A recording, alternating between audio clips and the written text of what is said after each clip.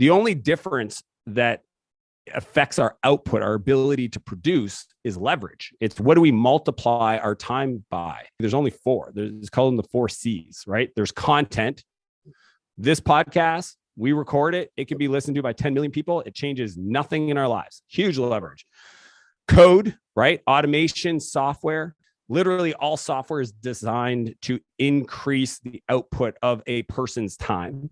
Third is capital, right? It's all small businesses. We like borrow money from friends and family to like put it into a business that then transforms into more, right? And then the fourth is collaboration. Welcome to the Relentless Entrepreneur Podcast. They've been trying me, but I'm resilient for real. Follow your path to success alongside icons. I like all the profit, man. I hardly do percents. And industry leaders in martial arts and fitness. I'm a hard hitter. Hey. This is the Relentless Entrepreneur Podcast. Let's get it. And now, Adam Kiefer. All right, guys. I am so excited for our guest today. He has a brand new book out that is amazing called Buy Back Your Time. And guys, Dan Martell is the man. I can't wait for you to hear his story and hear about his new book. Dan, how are you doing? I'm doing incredible, Adam. Thanks for being on here. Our mutual friend, Ron Sell, has obviously shared so many great things about you, and it's an honor. I'm just excited to talk with your audience. Yeah, same thing. I know Ron's a great guy, and I was so happy he got us connected, and it's good to finally meet you, at least virtually for now. But I was really, really impressed as I was sort of doing some research into you. You have a very interesting and unusual backstory.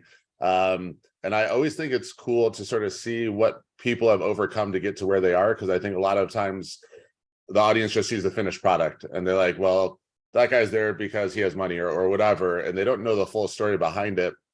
So I would love for you just to share with our audience about your upbringing and sort of some of those challenges that you went through early on in life and had to overcome to even just get on the right path in life. Yeah, I appreciate that, Adam. It's kind of crazy looking back because, you know, when I think about it, there's like people that like, you know, started at like ground zero. Pretty much I started in a huge freaking hole. Like I grew up in a family with an alcoholic mom. I'm the second oldest of 4. My dad was in sales and just trying to provide for the family. So he was traveling all the time, you know, not home often. And I pretty much raised myself. I got diagnosed with ADHD when I was 11. And I also, you know, through a lot of like different things I discovered later in therapy, I developed like an anger issue, and I was like incredibly upset at the world. And that just like translated to becoming a kid, a young man, a teenager that didn't understand my emotions and honestly had very little self-esteem. I just, you know, I would get so upset and I would just be, you know, my self-worth was almost zero. Like I remember like, and it was almost like my anger was a way to overcome that belief, like to just try to like be significant or like be seen, you know, in the world. And it got so bad that my parents had to put me in a crisis center initially, and then eventually released to a group home and a foster home, and literally spent the next 5-6 years in the system. Ended up in prison a couple times. And what kind of really was the moment in my life where I decided I had to take a different approach. Was I was high and drunk in a stolen car, and I took a routine exit off the highway to get some gas, and there was a roadblock that was set up just to check driver's license and insurance. And when the police officer asked me to like pull over because I didn't have my driver's license, I lied and said it was my mom's car. I just took off, and it's just like ended up in a high-speed chase. I had a handgun sitting next to me in a backpack that, you know, I had made a commitment to myself that if I get pulled over by the police, that I would pull the gun and let them take my life. And I ended up in a neighborhood kind of ahead of the police. And I pulled into the driveway going way too fast, and I smashed into the side of the house, and like airbags went off, no seatbelt. And I went for the gun and I started pulling on it, and it got stuck. And I just remember like, I just in my head, I would just remember like, I'm going to pull, point, and that was going to be it. And before I knew it, the door opened up and the police grabbed me and literally, I floated across the front yard and thrown in the back of the cop car. And I woke up sober the next morning in a jail cell, wondering why I was still alive, really questioning who was looking out for me and is there a God? And I remember speaking to whoever in my mind that was listening and just said, like, if you help me get through this, I was just at such a rock bottom place and I didn't know what that meant. I didn't know what I was facing. But I would just like make a commitment to change my life.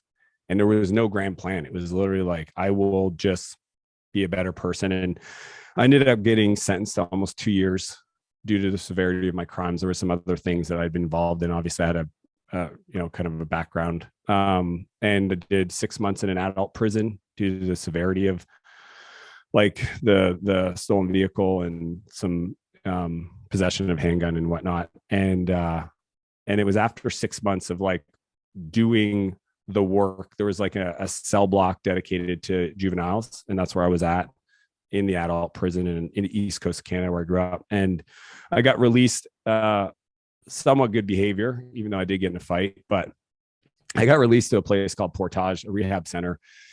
And I literally did 11 months of therapy, working on my feelings, understanding what made me tick, telling my story, rewriting the meaning, rebuilding the relationship with my parents, the trust that I had lost.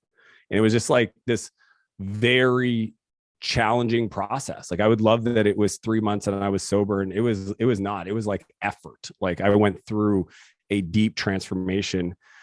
And what happened is like towards the end of that program, I was helping Rick, the maintenance guy, clean out one of the cabins because it was built. This rehab center called Portage was built on an old church camp. And in one of the cabins we'd never been in, we were cleaning it out, and there was a room.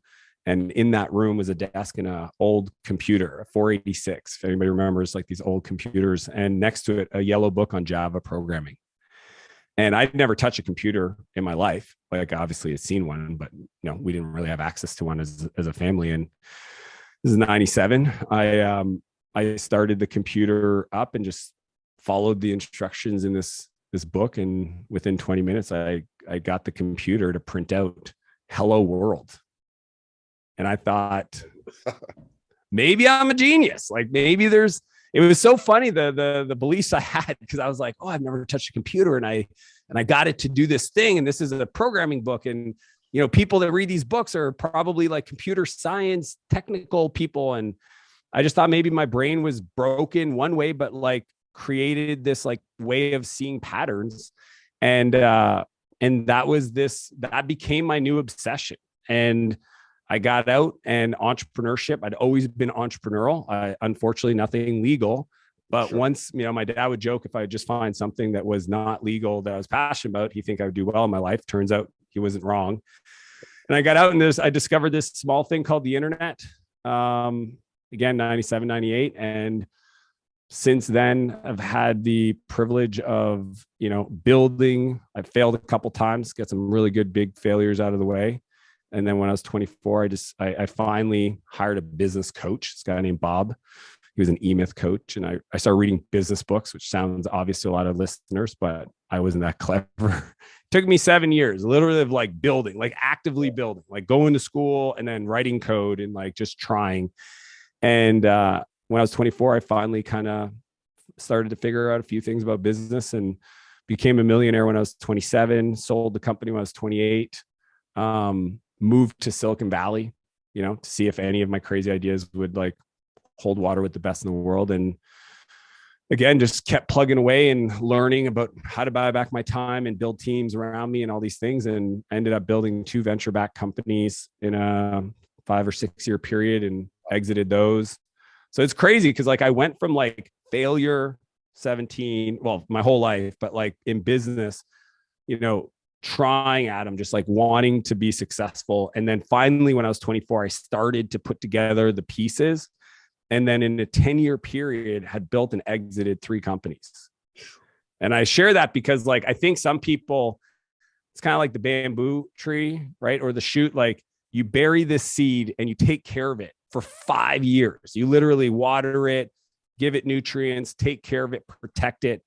And it takes so long, but once it cracks, it breaks through the earth and it starts to go. In 90 days, it'll grow like 50 feet. Right. And I just feel like that's what happened is like, I started reading books. I had a business coach. I moved to the Valley. My environment completely changed.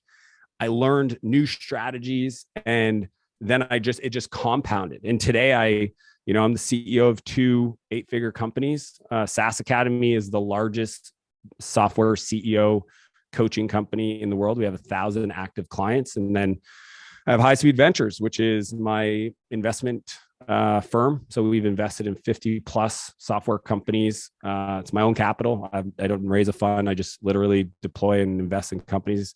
I've had $4 billion exits, and that's kind of what my life looks like today. And I do a lot of work with at-risk youth. It's a big part of my life, but that's the systems thinking that I talk about in the book comes from writing software, like literally database design and architecture and, the left brain side. I was very introverted when I started, and I had to learn how to be a CEO. But that's my story. I absolutely love that. And when do you feel like it sort of clicked for you, the concepts in Buy Back Your Time? Like, when did that really start going into action for you? It took a while. Okay. It wasn't, I would say it wasn't till I was about 28. And I was, when I built Spheric, that was like my first successful company. I started when I was 24, and all I knew was one gear: work as hard as you can, be as productive as you can. So I read all the books, getting things done. Like, you name the productivity books, the Brian Tracy's Eat the Frog, like you name it, I read it. Like, I was committed because that's all I knew. But the problem was that I built the company to 35 people, and they kind of depended on me, right? Even though I had some leaders and stuff, at the end of the day, I didn't understand how to buy back my time. So I was working 100, 120 hours a week. I mean, it was so bad. I was engaged to a woman back then. I had a fiance, and I was traveling 250 days a year. I was working, maybe one night on the weekend, we would do something together. My best friends would literally jab at me because I would be the guy that shows up to a birthday party with a laptop and sit in the living room, working on contracts, proposals, and emails until 11:30. Yeah. And they're like, why are you even here? And I'm like, I'm the best friend in the world. I could have not come because I'm busy, but I wanted you to know that I care about you. So I showed up. And these are the kind of things that I did. And what happened was I think it was May 2008. It was on a Sunday. And I came home after working in the office all morning, and I was supposed to be back around 11. It was 2:00. And when I pulled into my driveway, we had just bought this house, my fiance at the time. And I walk in, and she's in tears in the kitchen and just takes the ring off and drops it on the counter and just says to me, I can't do this. And literally, when a woman says they're done, she was done. And she walked past me and went to her parents' house, and 7 weeks before the wedding. So that was earth shattering. It really affected my identity. And I had all these stories I was telling myself about, I'm doing this for her and our future and our family and all these things. And the truth was, I just did not know how to be a hard charging CEO and a friend, a brother, partner, etc. I was just horrible at it. And I would say that was the beginning of really forcing myself to reevaluate how I look at time and giving myself permission to overcome the beliefs that I just believed that weren't true. Right. And that's why in the book, I think chapter 3, I talk about the time assassins. There's all these beliefs that we have that are stopping us from having more. But when I moved to San Francisco, I met a guy named Naval Ravikant, and he's built AngelList. And before that, he's, an incredibly well seasoned entrepreneur. And he's the one that talked to me about leverage, and what people don't realize is time is a constant for all of us, right, Adam? You have the same amount of time as I have. The only difference that affects our output, our ability to produce, is leverage. It's what do we multiply our time by?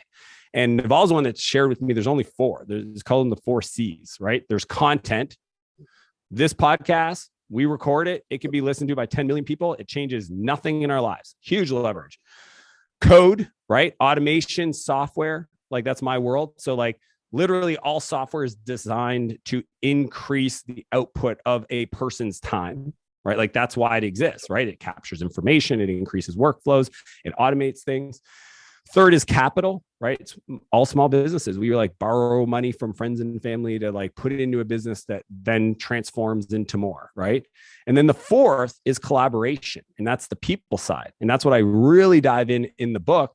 Is I wrote a book about like how to look at your time, how to value it, how to identify the areas that could create a painful future, how to get them off your plate. And then, and more importantly, if you do get the time back, what do you do with it to actually like up level your output? Because a lot of people just get time back and then waste it. But that's, I would say, moving to the Valley and meeting Naval, and then just like playing with these concepts and strategies. And then for the last 5-6 years, coaching the top, like the highest level CEOs of software companies, and understanding like, you know, the only lever we've got to work with is how they allocate their calendar and what types of projects they work on.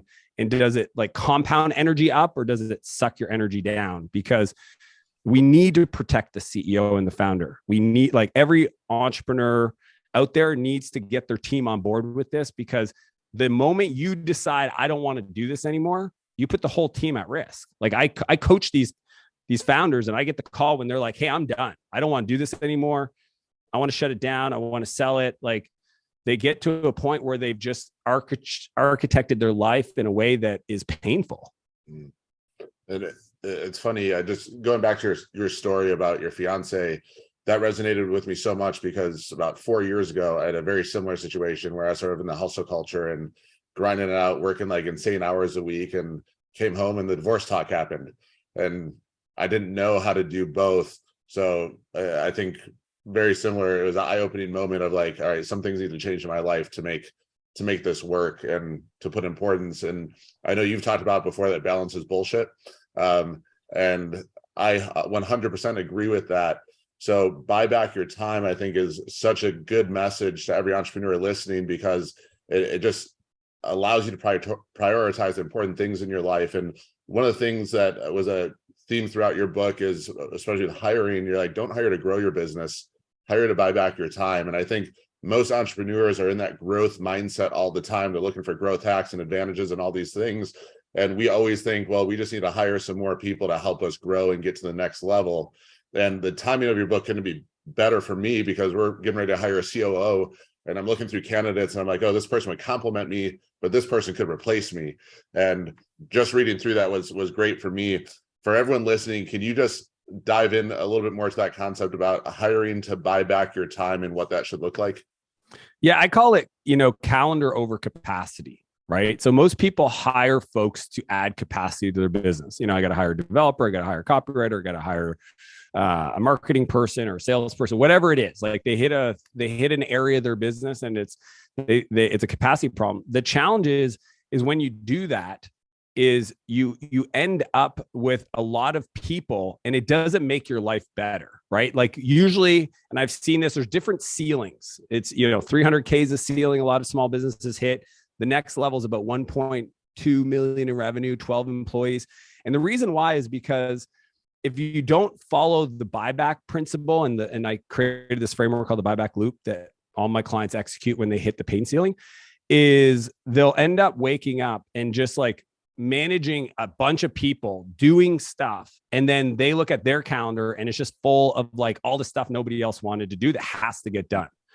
Right. And my approach is completely different, where when I work with a CEO, the first thing we do is audit the calendar and identify the items that are energy takers, right, versus givers, and the least expensive things to hire to buy back your time, right? Usually $1 sign to $4 sign. You just assess it, right? And I have a whole strategy on how to do what I call a time and energy audit in the book. But once I work with a CEO, we've identified their last 2 weeks of their life and how that plays out. Then we have a bucket of things that are red items that take energy from the person, that are low cost to pay somebody else to do. That's where I add collaboration to the leverage, right? Because hiring somebody to take over those tasks. And for a lot of people, in the book, I talk about the replacement ladder. Level 1 out of 5 levels of the replacement ladder is an administrative assistant. You talk about like hiring a COO. I tell people all the time, if you don't hire a director of operations or a COO if you don't have first an executive assistant. An executive assistant can literally play that role, free up your calendar, free up your time, get you out of your inbox, get you out of your calendar so that you can play that role and be efficient, right? And then you work your way up and maybe eventually, and that's why it's a buyback loop. It just keeps going. You audit, you transfer, and then you fill it. Eventually you'll get to a place where, like for me, I buy companies and I buy back my time by hiring CEOs to run the company, right? That's that level. That's like the very, very high level. That's Richard Branson. That's people that are building their empire. But today, I just want people to stop triaging their own emails. Like for a lot of people, it's just, you should not be in your inbox, right? You should work with an incredible partner, an executive assistant, and build the systems and playbooks. And that's why I wrote about them in the book, to get yourself free, because it's just actually a better time trade. If you think about it, like every time you hire somebody, you want an ROI. Well, you're better off hiring somebody to free up your time for the least amount of cost so that you can take that time to go work on things that make you more money, so that the difference between what you paid to free up that hour and what you're charging for that hour is as big as possible, right? And it's really a math problem that I think once people see, I think they'll understand. But this is literally how all of the people you admire in entrepreneur world, from even Gary Vee. Gary Vee's got a whole team of people. I think there's like 30 people on his team called Team Gary, and they buy back his time. They review content, they clip stuff out, they edit stuff, and they're literally managing Gary's like world fly. Like he has all these projects he's involved in, and he communicates with his like assistant, and then they have a team of assistants, and he just runs through the world. And as he's running through the world, these people are pulling in resources for him to interact, to do the things only he does. It lights him up. And that's like a 2 to 3 million a year payroll of people that sit outside his office that are just dedicated, not even to Vayner. That's just to Team Gary. That's his own team of people that are executing the buyback loop, right? And it's just like if you actually scratch under the surface of all like the Richard Bransons and the Oprahs and the Warren Buffetts and all these things, you'll see like Buffett does this. He buys a company, he hires a CEO, a management team, they run the company. He doesn't run the company. What does he do that lights him up, that makes him the most money? Is he's making investment decisions. He's looking at the 75 billion in cash on the balance sheet and saying, what's the next big acquisition? That's a Warren only and Charlie decision to do. That's not something that like if he delegated that, he wouldn't enjoy running the company. So like that's the other part, is some people hire out of the place where they're happy because they're like, I guess I'm supposed to hire this person. It's like, no, if you like to manage product, stay managing product, but then have somebody else run your meetings and run the quarterly planning and run the vision exercise. Like the thing still has to happen. You don't have to do it, but you got to evaluate it through time and energy, right? Because if you can stack your day up full of things that give you energy, you're just going to show up completely different, right?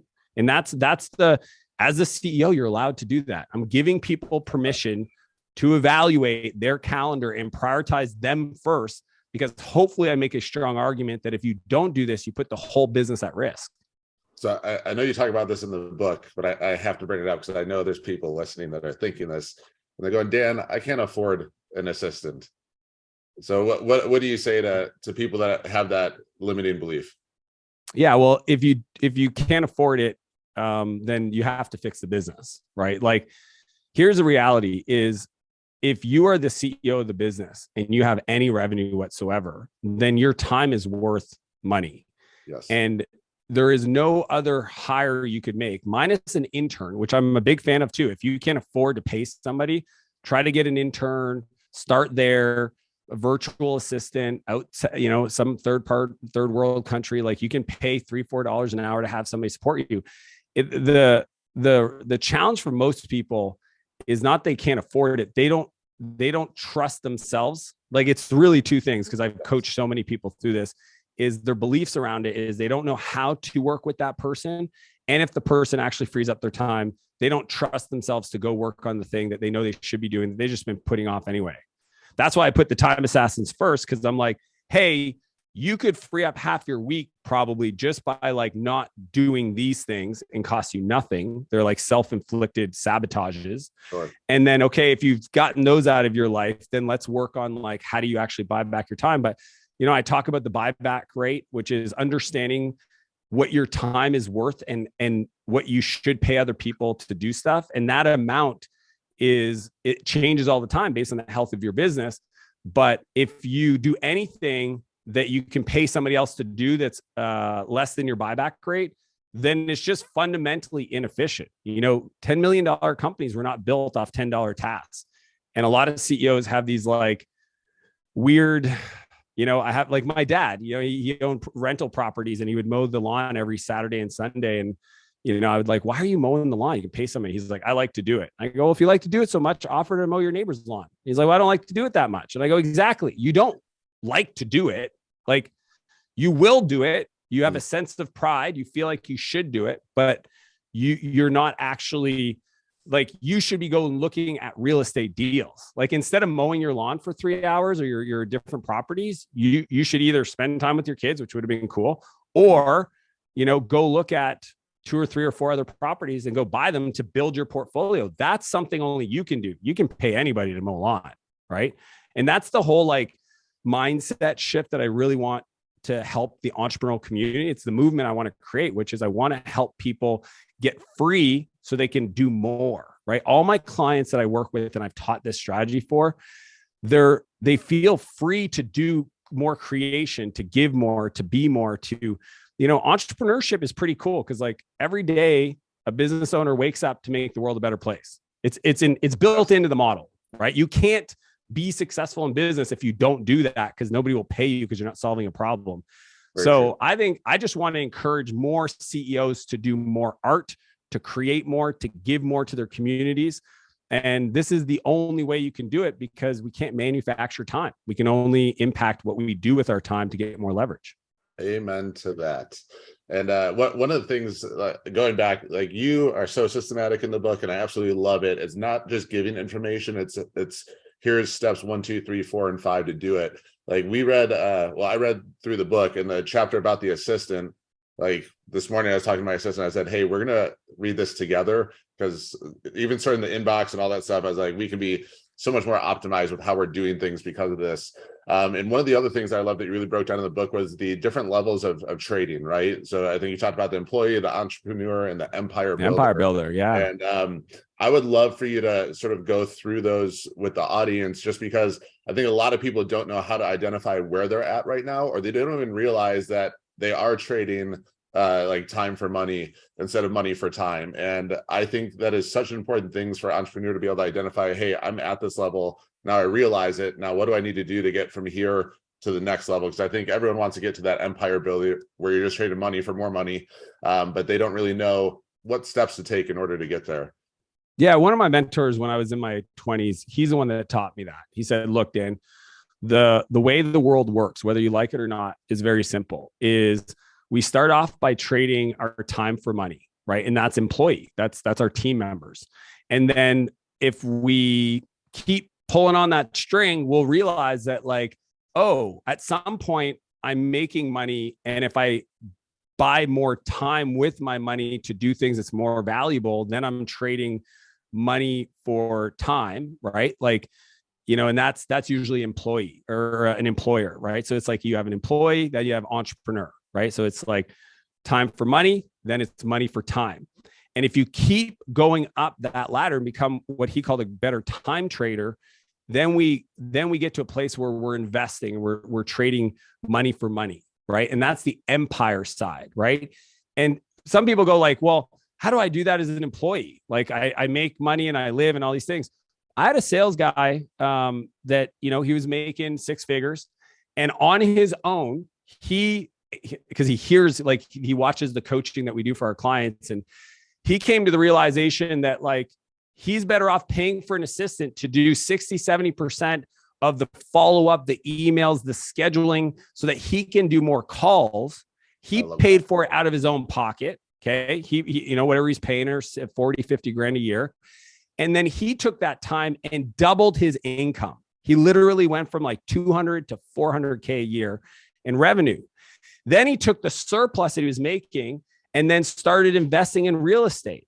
So here's what's crazy is you have a person that's an employee that used the exact same methodology I'm teaching in the book to up level his ability to time trade to a place where he's now deploying his money into real estate, and that real estate makes some money. So he's now gotten to become an empire, but I think he owns like 150 doors already. I mean, this is like in the last 3 years. Like he's like, it's crazy because he still sells. He has his assistant. His assistant helps him with the sales. His assistant helps him with real estate, right? He's still the one that goes and looks at the deals, but she does a lot of research and the back and forth and the closings, all these stuff. And then he's focused on like, how do I become a better salesperson to produce more, take the surplus, and then put it back into real estate. And that to me is just a great example of how people should consider, like, this is the game of life, right? Becoming a better time trader is what we're here to do. And if you don't have those skills, that's what you got to buy back your time to go and invest in. That's the fill part. And I think that's, first of all, I think everyone wants an employee like that, that thinks outside the box like that. And I love that he went off and found someone himself to free up that time. And I think one of the biggest things that I see when we coach entrepreneurs is they're afraid to give up control. And one of the things that you covered in the book that I think was so smart, it was actually the first time I ever heard it, was the 10-80-10 rule, where you're like, hey, you can still have some control over this. You start with the idea part, let your team execute, and then come back and spot check it and make sure it's ready to integrate with the business. Number one, how did you come up with that? And number two, I wish I had read this book like 5 years earlier. Yeah, talk a little bit more about that rule and really how you've used it and how you've been able to coach up other people to integrate that rule. I literally use it all day long. The 10-80-10 rule is, you know, the 10% upfront ideation. Like, that's truly, like, most CEO founders are visionaries, right? Like, some of them are not, they're more integrators, and that's fine. But like, most of them really get excited about like solving problems. But as soon as the problem is like directionally, like, kind of solved, they actually don't want to be involved anymore. And they should just own that and then give that to somebody else. Right. And then that's the 80%. And then the last 10% is, okay, once you've like put together everything and like based on what we talked about in the ideation step, then let's talk about integration. Let's talk about like how the rubber meets the road. And this is just like the pattern I saw in the Valley. This is how the top CEOs worked. This is how Steve Jobs worked, right? Steve woke up in the morning. He went over to the design studio with Johnny Ives. They ideated. Johnny took the ideas that Steve brought to him, went with his design team and prototyped and created and sourced materials and did different versions of stuff. And then Steve would come in at the very end and talk about like how it's all going to come together and package it. And then he was the one on stage presenting it to the world. And you better believe like he took that process incredibly, it was important to him, just like how it would be presented and unfolded to the world. And I've done this with everything. Like I have a very large coaching staff, and that's my rule. I'm responsible for outlining and designing the coaching frameworks we use. I teach it to the coaches. They go out and execute and implement with the customers. And then the last 10%, we have a feedback loop from our customers and our coaches to figure out where can it get better. And then that goes back to the problem of the ideation. And now I actually have somebody that's head of product. That's what we call it, but essentially head of programming. And she manages the production line, right? But I'm only involved in the first 10% because I love that part. And then the last 10%. And then everything else is kind of like moving the production forward.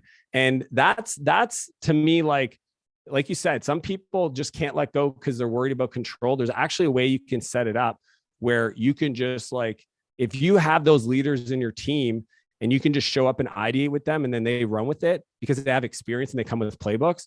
I mean, your capacity is unmatched. You can literally, that's how it works. You literally can just go from meeting to meeting in a week in 40 hours and literally do that 40 times.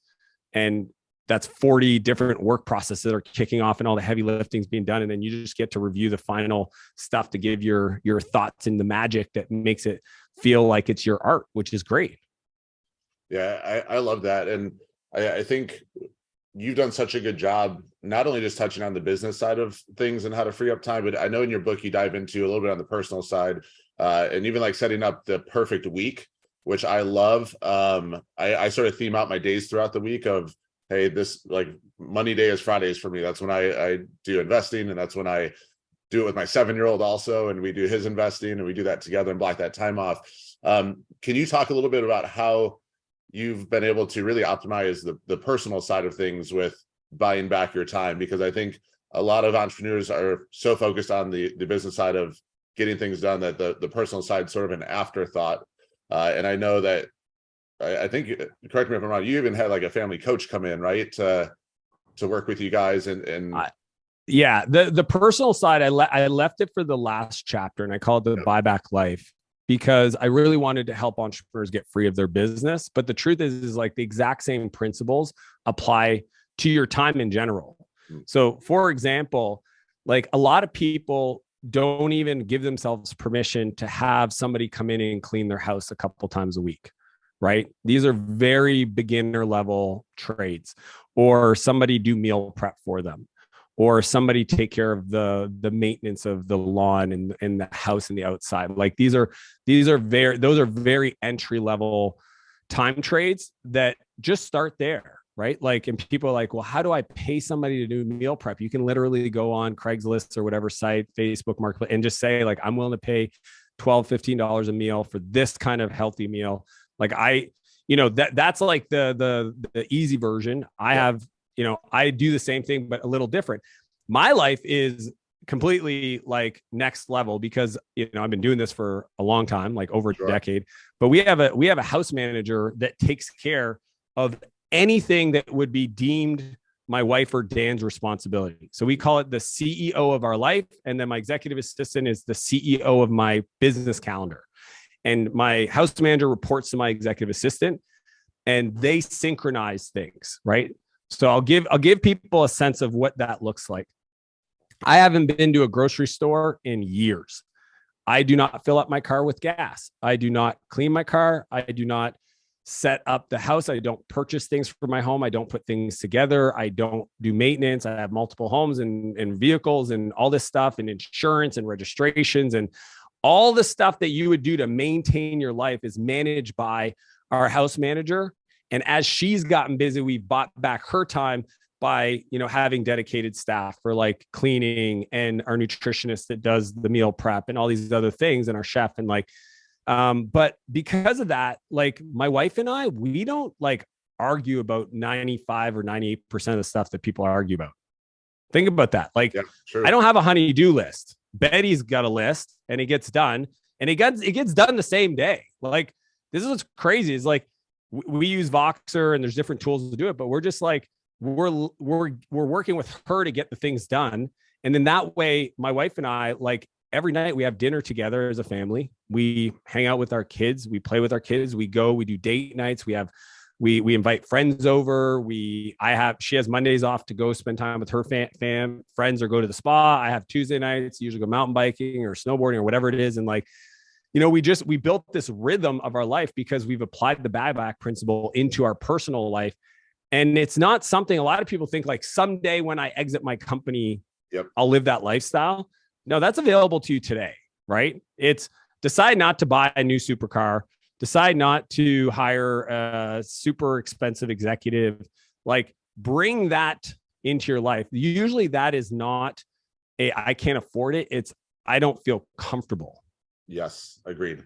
That's not an afford thing. That's a mindset belief thing. Cause trust me, I've coached a lot of women, and them more than the men have a problem with somebody cleaning their house because they're worried about what their mom might think. Because, hey, I know you're busy with your business, but you're too busy to take care of your family. You can't make the kids' lunches. You can't clean up after, like all these things, right? Or there's fear of like, I don't want my kids to be entitled. So if somebody else is taking care of them, and these are all solvable problems. Like, our house manager knows she doesn't work for my kids. My kids, she's allowed to do zero for my kids.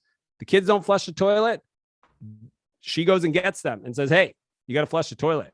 They do their chores. They clean their rooms. They unpack their bags. They make their lunches. They literally, whatever they can do, they do. Our house manager works for my wife and I, right? You know, Shaq says it best. He said to his son, he says, I'm rich, you're not. Like, so don't act like you're rich. You better go get a job, you know, because once you're out of the house, you got no money. Yep. And like, that's my philosophy. So I just think like a lot of people, it's a belief problem that's stopping them from inviting that level of support into their life. And yet they're the same people that say, well, I don't have time to go to the gym.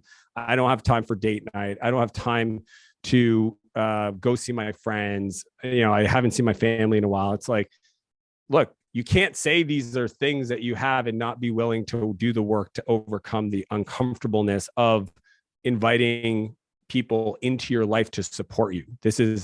I'm not the first person to do this. This has been being done for decades and hundreds of years. It's just, you have to like sit down and do the work on the mindset to allow it. And you create jobs. Like I remember one client, his wife was adamant against it, wouldn't allow him to get a cleaning lady, was always complaining she didn't have time for herself. And I was like, maybe we try the creating jobs for your community angle. And he's like, what do you mean? I said, well, technically she's being selfish because she could create job and employment. You have like this person was making $500,000 a year in profit. So like you have the means to pay somebody to come in to clean, you know, a couple $100 a week to clean the house. You're not doing that, which means you're not creating the employment and you're not supporting your community. And that was the kicker. And I will tell you today, his wife, that person has become an integral part of their life and part of their family. And she couldn't imagine a world without that person. But prior to that, it was such a big decision. Now it's like a duh. Like if you ask my wife, she would get rid of me before she would get rid of our house manager. Like I know that for a fact. She's like, I love you, Dan, but like, no. So it's kind of like once, you know, my buddy Garrett says it best. He goes, once was a luxury, soon becomes a necessity. Like a lot of this stuff, once you start, you know, you're a great executive assistant. It's like that person's staying no matter what. Like I would sell everything I have before I would not have my executive assistant, because the ROI on my time is literally 40 or 50 hours a week. It's a 1-to-1. It's like every hour she works is an hour I didn't have to do the thing that I would have to do. That's pure enhancement. Yeah, I 100% agree. We've had that conversation. My executive assistant's actually in the room right now, so she's probably like, "Yes, say it, Dan." Yeah, she's like, "Tell him, Dan. Tell him." Same thing. Like she replaces so much of my time that she, like, even if we sold the company, I would find a way to keep her and bring her with me. You have to. Yeah. I actually had a client, Jonathan. He exited his company for 9 figures. And when we were walking through the exit, he was depressed because he was like, oh man, I can't believe I'm going to lose, you know, my assistant. He'd been working with her for like 9 years. And I was like, dude, put that in the agreement. Like that, your executive assistant is yours. She knows your family, your friends. She knows all the context and your emails. Like, no. That person goes with you. And he's like, you can do that. I'm like, 100%. Like carve it out, put it part of the, and he was so relieved. He was like, oh my gosh, you just saved my like. The only thing that was stopping him from wanting to exit the company was that. And I was like, no, that person, like my executive assistant is Dan Martell's. It's not my company's, right? Like this is a resource. This is a person that will be with me for the rest of my life. Like there's a handful of people I tell in my world, I'm like, I want to work with you forever. I don't care what company I'm actively working on. Like you are my resource in person. Like I will take care of you. I love that. And what you're speaking to as far as the wife side of things, I totally experienced that when we first wanted to hire a nanny, or I wanted to hire a nanny for our kids. My wife was like, well, I'm not going to feel as much of a mother because of it and all this stuff. And like, she adores our nanny now and realizes how much like time value we get back, in the sense that now the time is not we're not distracted with anything else when we're with our kids. We get to be completely invested in them because the nanny allows us to get the things done that we need to during the day so that we can have better quality time. And same thing with the cleaning side of things. Like my wife did not want to delegate that. So I just surprised her while she was gone, had someone come and clean the house, and she was sold on it from then on out. So I think the surprise method also works. If that's a good idea. Like just do it and ask for forgiveness after. But like, I remember the nanny, like when we've had our first child, I wanted to like step up as a husband and help out. So in the middle of the night, we did shifts, right? She was like 8 p.m. to midnight, and I would do midnight to 6 a.m. And that was really wishful thinking until I realized like now we have two people that are sleep deprived running through the house with this new baby.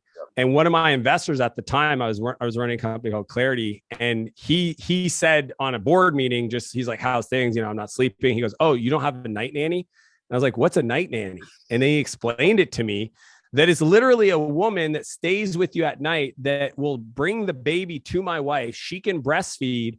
And then afterwards, she takes the baby away for burping and all that stuff. And then my wife can sleep, I can sleep, and we're better for each other. And in the grand scheme of things, the baby's not going to like remember who burped it, right? Like, because here's what's crazy is back in the day, that was the mother-in-law typically, right? So like we had support in our communities, and we kind of went away from that, and we forgot that we're allowed to evaluate our time and our calendar and our mental, emotional space through the same lens. Like I'm a better dad if I go to the gym. So if for whatever reason, my calendar doesn't allow me to work out, that affects the way I show up as a dad for my kids. Like I remember a long time ago, because, my dad was traveling a lot growing up. I made a commitment to myself. I will never say no to my kids to play with them. Right. And like, that's crazy because I've got my two boys are 11 months apart. They're Irish twins. So they're incredibly active. And like one day I was doing 75 hard, which is this like mental toughness program. And I'd already done 2 workouts, and it was 5:00. And my youngest son, Noah, goes, hey, can we go downtown for dinner tonight? Just you and I, and take our bikes. I live at the top of a mountain. Okay. And like a significant mountain, like thousands of feet of elevation, that I knew that if I descended with my son, because this is what happens, I have to tow him back up on the mountain bikes. And I was beat. And I was like, absolutely. And then he turned and I looked at my wife, and my wife had known like, hey, I'd already done 2 workouts. I had a full day. She's like, are you sure? And I'm like, I'm going to do it. And it that night created this like special moment. We went, bought some pizza, went to the waterfront, sat on the grass, talked about school and his buddies. And yeah, I towed him all the way back up. But like, I would have never been able to do that had I not had the space in my calendar to work on me and have the strength and energy to keep going. Like the ROI of you having more capacity is huge. Like most people, they can't work more because their capacity is limited because they've not developed the muscle, right? They haven't given them permission to do like energy management of their tasks. That's why we talk about a time and energy audit. Once you start stacking things that light you up, man, I'll end up 5:00 and I'm like jazzed. And I get out and my wife's like, oh, no. Go back in your office and do your thing to reset, because you can't bring that hyper energy around me. Right. Like I get pumped. But yeah, I'm just so passionate about this because I really want to expose it to more entrepreneurs. Because I think once they start doing it, they're going to be like, why was I working any other way? Like this is a sustainable, this is bigger. And that's why the subtitle of my book is "And Create Your Empire." It's not a 4-hour work week. It's do these things, get unstuck, and build your empire. Yeah. And I think a lot of people are like, even thinking back to when we first hired a nanny, like I was a little uneasy about it, but I knew it was the right thing to do to get to where we wanted to be 5 years from then. And I think a lot of it is just thinking about the future when you're making those decisions, where you're not thinking of it as an expense, but you're seeing it as a legit investment. And you're either going to investment back in quality time or just time that you can put to growing your business or doing the work that's going to move the most dials in the business. And that's why your book was so powerful when I read it. I appreciate you giving me a copy before it's released. When it does come out, where can everyone find this book? It's at buybackyourtime.com. So that's where people want to go. Just go to the site. You can find it on Amazon, but then come back to buybackyourtime.com, because my publisher wouldn't let me put in a lot of like the templates and the blueprints. So I have a lot of things like the preloaded year and the perfect week template and the vivid vision and all these things that I talk about in the book. So you have to go download the resources there. But it's available on all retailers. I read the audiobook and I added bonus content. Like I wanted to make it That's a awesome. next level experience. And I spent 2.5 years of my life dedicated with my book team, Buyback Principle at its best, editors, researchers, multiple edits and outlines to just make sure that every word served a purpose. Like just wanted to make sure I put the best thing out there to talk about the specific problem of buying back your time. And I'm incredibly proud of what the team and I put together. So I would love anybody who reads it. If it serves you, please leave a review. That's like, people are always like, how can I help you, Dan? That would be like the ultimate. Just if you leave a review on Amazon, it'll help me build the flywheel that I'm looking to create. Yeah, you should definitely be proud of that book. It was amazing. It was funny. A lot of times when I have a guest on that has written a book, like I'll pick up the book, I'll sort of skim through it and grab a few highlights. And I picked up the book and I sort of went into it with the same attitude. I was like, I'll skim through and started reading the first chapter. And I believe the first chapter was talking about just your story. And I just got hooked and like literally did not put the book down the entire day. And pretty much finished like 90% of the book in the first day I read it. So that's rare for me to do that. But your book hooked me in with exactly what you're talking about and a lot of problems that we see entrepreneurs face, and really the thing that's limiting their success and growth in their business is time management and allocating the time to the right places. So I just want to thank you for writing that book, just selfishly for me, because it made me reevaluate some things in how I was doing time management, and then just hit home some new concepts of being more optimized with it. So thank you so much for that. My pleasure, Adam. I appreciate you sharing that and, the opportunity to share this with your audience. It means the world. Yeah, my pleasure. Thank you so much for being on the podcast, Dan. And I know you allocate your time very carefully, and I appreciate you giving us an hour of your time today to educate our audience. Cool. Have an amazing day, Adam. Thanks so much.